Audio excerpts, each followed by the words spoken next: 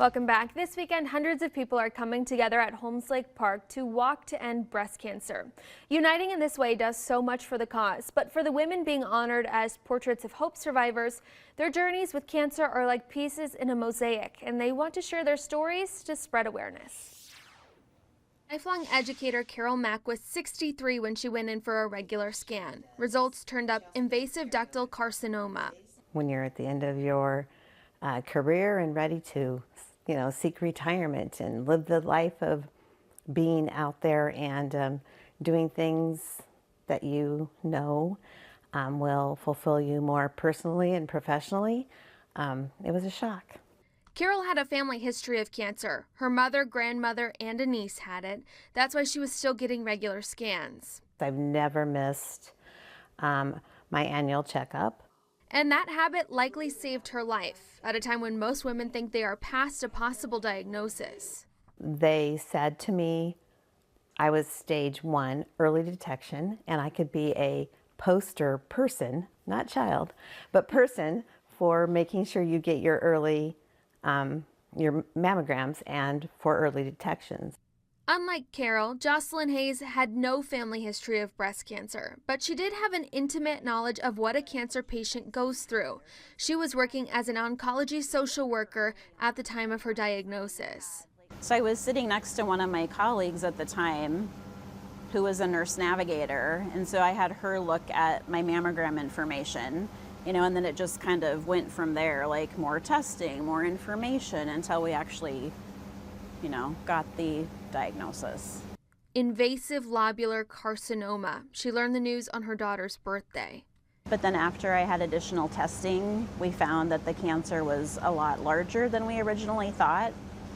And so we had to proceed with bilateral mastectomies.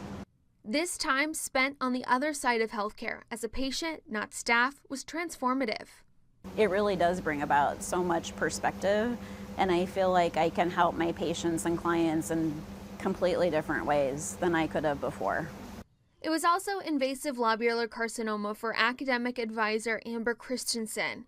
Her family history and dense breast tissue put her at risk. So that's why that breast MRI was very important to complete, because oftentimes with that dense breast tissue, it doesn't show the cancer right away. Since her diagnosis and treatment, a lumpectomy, breast reduction, and radiation, she's encouraged friends and family to get checked out.